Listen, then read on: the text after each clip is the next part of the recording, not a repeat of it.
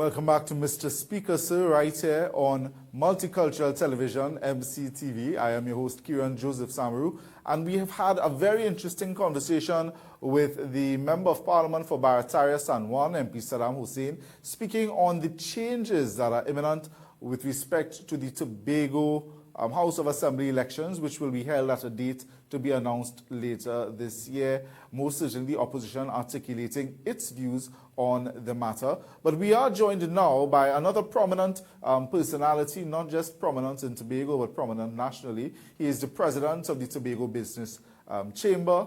He's also an attorney at law and needs very little introduction to the national space. Let us welcome to Mr. Speaker, sir, Attorney Martin George. Good morning to you, Attorney. Yeah, hi, good morning to you and good morning to all your viewers. Actually, I caught a piece of your program earlier because I'm a great fan of your show and the programming you guys do here on this television station. And it's quite an interesting conversation you had with the MP for Barataria San Juan.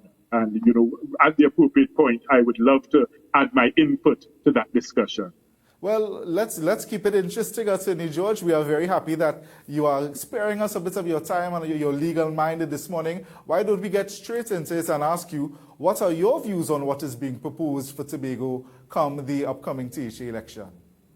Well, the thing is, you know, I expressed as early as, shortly after the elections were, the results were disclosed and it was revealed that it was 6-6. I said, listen, while there's no clear winner in the election, in the THA election, there was a clear loser. Because if you had a scenario where the PDP went from 2 seats and they increased to 6 seats, and then PNM went from 10 seats down to 6 seats, so, okay, yes, there was 6-6, so there's no clear winner, but there was a clear loser because who had 10 seats before came down to 6. So therefore you lost those seats.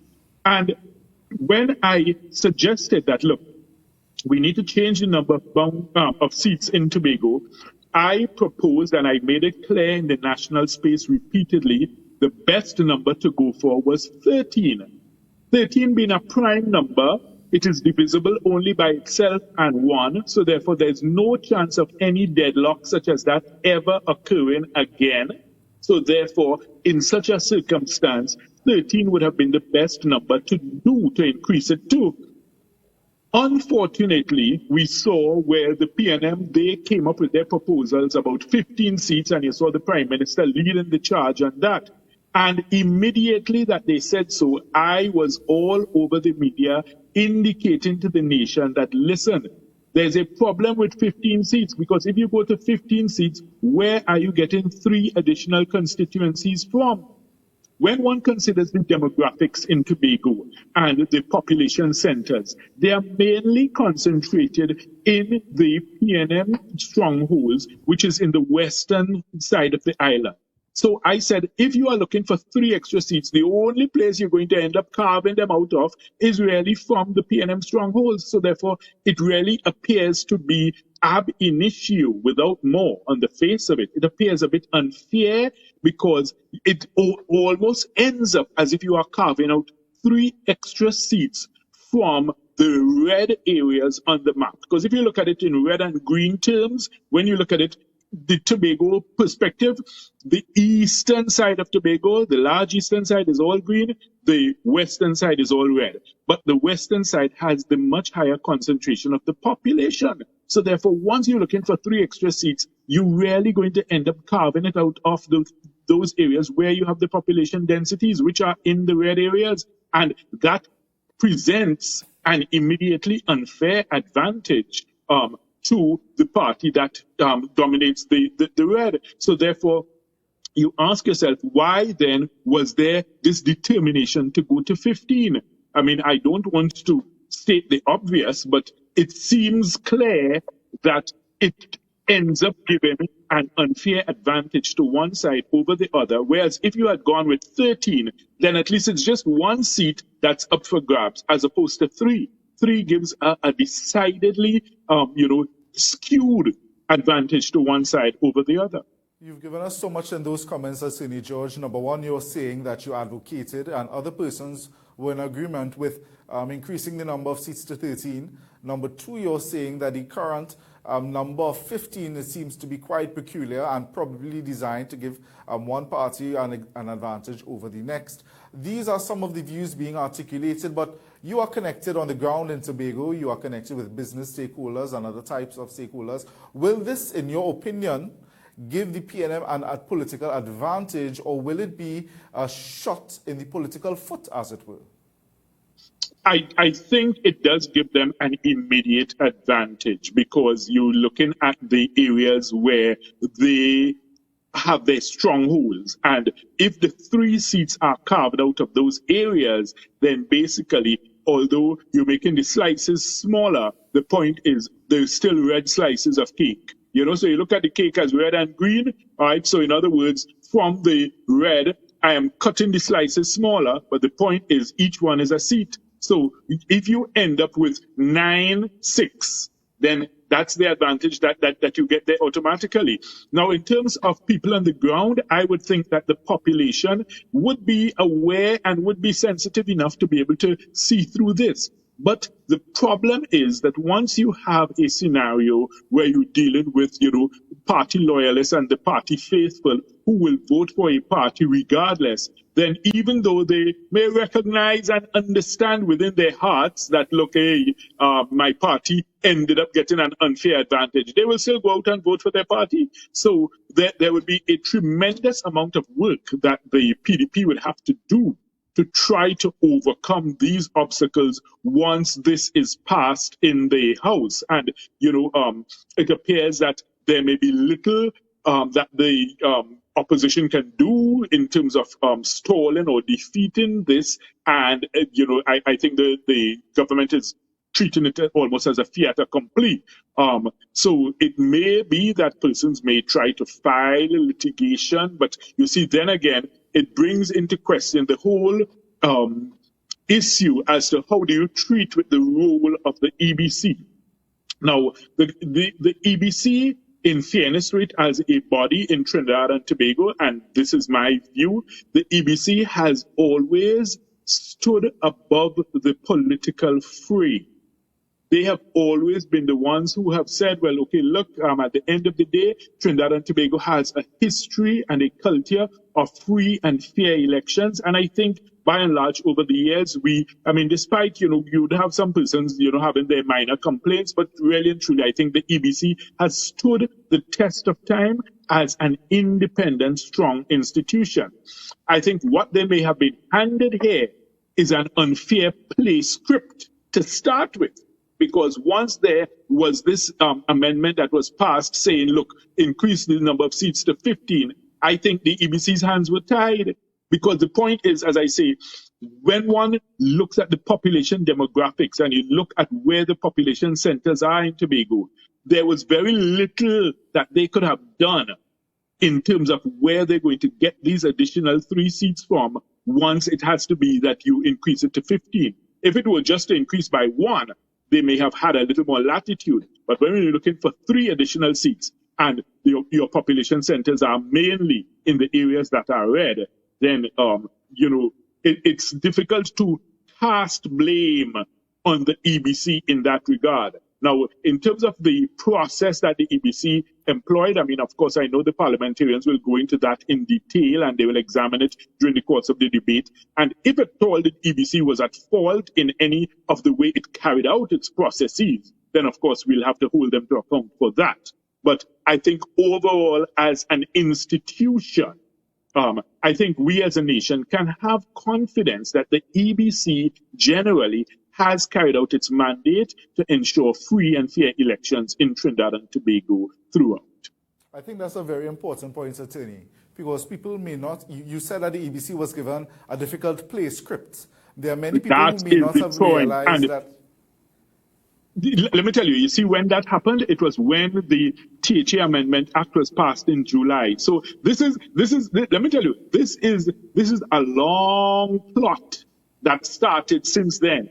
When that THA Amendment Act was passed and the decision was taken to increase it to 15, I sounded the alarm since then. I said, listen, hey, don't you all realize what is happening here? This is a setup, basically, and the government was adamant and they wanted 15. They knew why they wanted 15. Because I pointed out to the nation, I said, listen, you're only going to be able to get these from the areas where you have the strongholds of the ruling party. And so said, so done. So, we have to be careful in our castigation that we lay blame where it is really due and don't embroil the EBC too much into the blame game, if you understand me, because I think they were really handed a difficult mandate. Because if you look at the eastern end of Tobago, the population numbers are very low, very thin. So you can't carve out more seats among a very low population density up there.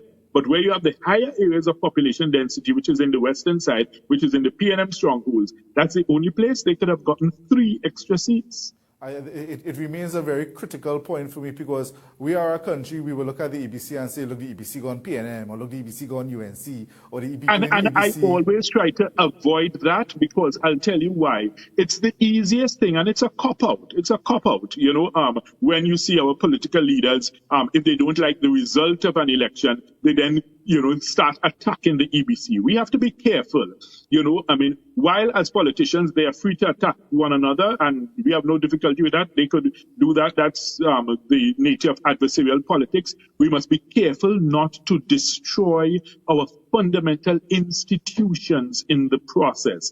And as I say, the history of the EBC has been, of course, they've not been perfect. There have been issues that have been raised in the past, like, for instance, the time when they extended voting by 1 hour.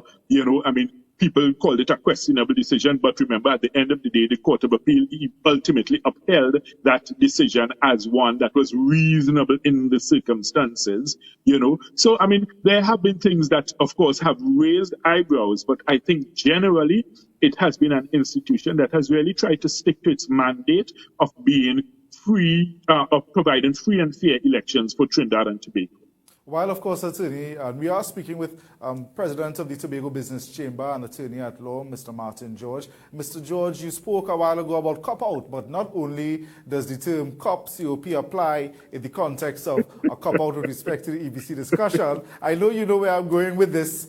You have also articulated concerns, Attorney George, about the process and where we are at now with the selection of a top cop, the Commissioner of Police. Would you care to share with us some of your concerns on these issues? Yes, well, the thing is, it's been a curious series of misadventures, sorry to say, by the Police Service Commission thus far in terms of the way it has handled this entire process. Okay, let's start with the question of vacation leave. One cannot comprehend how you can tell the nation that after your 3-year term of contract has ended and expired, this person is being sent on vacation leave, because the vacation leave ought to have been part and parcel of that 3-year period. So therefore, the normal thing is that before your 3 years are up, that, okay, the person has accumulated vacation leave. You send them on vacation leave before the 3 years are up. So, whether it's the Ministry of National Security who did it and the PSC approved it, or whichever way it went, the whole thing just reeks of, a shambolic state of affairs. You also have a scenario where you knew that the 3-year term was coming to an end long in advance. In fact, since the start of it, it was a 3-year term. So therefore, in terms of the process for selection and recruitment, that ought to have been, commenced much earlier. Now, granted, and I always try to be very fair in my comments and discussions, granted, we recognize that it's only in June that the government passed this new amendment, which changed the process. So therefore, maybe the PSC could say, well, look, we only were able to start in June after that legislation was passed. So you have to give them that, and we have to be fair to them. But notwithstanding that, their communication with the public has not inspired confidence at all. They have refused to provide the basic details which would help people to understand what exactly is going on. And then in the midst of it, you appoint the commissioner as an acting commissioner, and then shortly after, you send him on leave. So, okay, didn't you know that there was this issue of the vacation leave? So then why would you then have appointed him as acting commissioner? Then there's also the next question, and this one is really interesting. What is the substantive rank and position of Gary Griffith within the police service? Because remember, he's not someone who came up through the ranks, so he's not a deputy commissioner of police. He doesn't have any substantive rank in that case, so that you could say, well, okay, he reverts to that position. No, he had no rank whatsoever, and the most likely scenario is that he may have been sworn in as an SRP. So therefore, when he comes back from vacation, what do you do? Because you already have McDonald Jacobs acting as commissioner currently. Where do you put Mr. Griffith? Do you then tell him, well, okay, you go back to being an SRP? It is just something that has been bungled and mismanaged from the get-go. And they are faced with this conundrum. Then you have now the added element of Anand Ramesar having gotten an injunction to prevent them from continuing with the process. So what then happens to all these things that they were doing? What then happens to their shortlist that they were supposed to compile and send to the president? What happens to the investigation, which they would have started under the auspices of former Justice of Appeal Stanley John, which was to investigate this issue of the granting of FULs, where it appears that there may have been some scheme for illegal payments in return for that? What happens to all these other things that are pending while, so in other words, it's like we're fiddling while Rome burns, because the point is the process is stymied. Let's stick up in there, Attorney George. Let's make sure that our listeners and our viewers are clear on the issues. Issue number one, according to you, has to do with the candidate with the top cop going on vacation after his contract period has ended. You are saying that the vacation is part of the contract period and should have been taken therein. The second issue that you have articulated had to do with the rank of the top cop, Mr. Griffith. The substantive post, if he is not commissioner.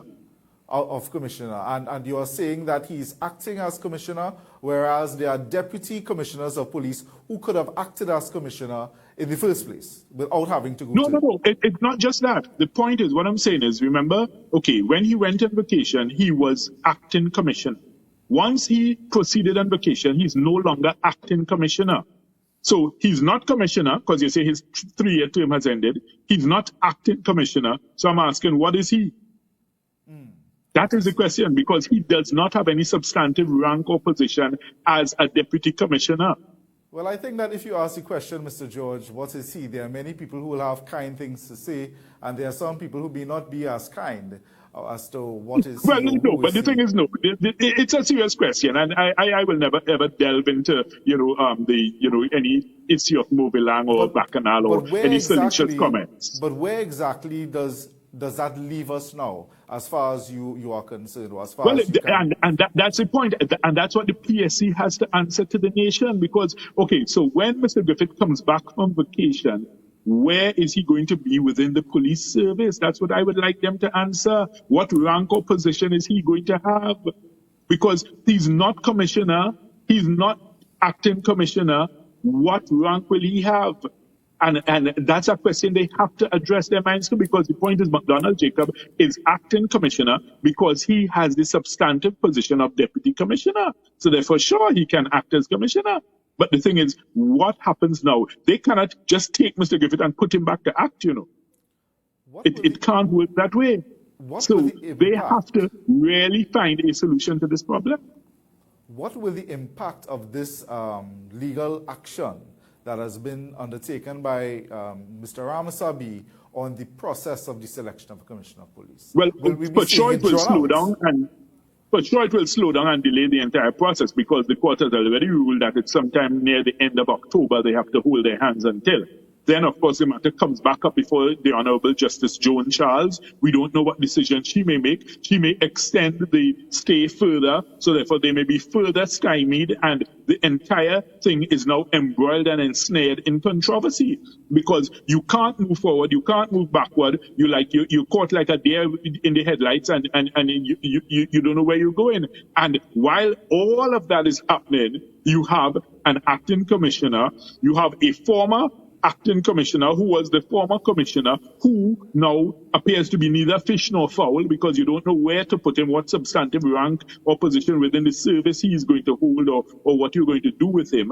And you have investigations that are on pause, that are pending. Those investigations are material to the outcome of your decision, because we have to remember the Privy Council decision from 2 years ago, from a Jamaican case, which is Jamaicans for Justice against the Police Service Commission in Jamaica. What happens is, in that matter, there was a candidate for high office within the police service, Mr. Hewitt. And this group, Jamaicans for Justice, they filed a petition to the Police Service Commission saying, hey, listen, you need to investigate this candidate because there are allegations of a very curious link between extrajudicial killings and his unit. So in other words, every time there's an extrajudicial killing in Jamaica, his unit, Superintendent Hewitt, his unit was involved. They said, listen, you need to investigate this man.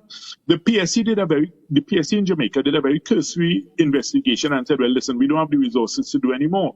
And the group filed a high court action, and it went all the way to the Privy Council, and the Privy Council actually ruled in favor of the group Jamaicans for Justice, saying, listen, the Police Service Commission in Jamaica had a duty to do a full and thorough investigation into all those allegations. So therefore, similarly, the learning from it applies to us in Trinidad and Tobago, because the Privy Council still remains our highest court. So that's going to be a case that is very important for us in Trinidad and Tobago. Jamaicans for Justice versus the Police Service Commission. It's a Privy Council decision. And the learning is that the Police Service Commission must investigate thoroughly any and all allegations against any candidate for a position such as this, which is Commissioner of Police. So those investigations will have to be concluded. But the point is, it appears that everything is on pause now.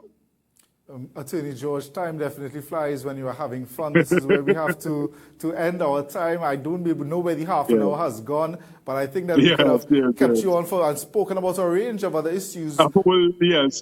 But Kieran, I must thank you, and I must thank your station for the opportunity, because, you know, I always think that it's in this manner, when we have enlightened, mature, rational discussions, that we're able to explore issues, explore ideas, and we can learn from each other. It doesn't always mean that one person has to agree with the other, or that, you know, the other agrees. But the point is, I can learn from you, you can learn from me, and that's how we elevate and educate ourselves and reach that point of enlightenment and understanding. Well, I would definitely want to thank you for those wise words and for your views on the matters we've discussed, Attorney George. Thank you very much, and have a great morning.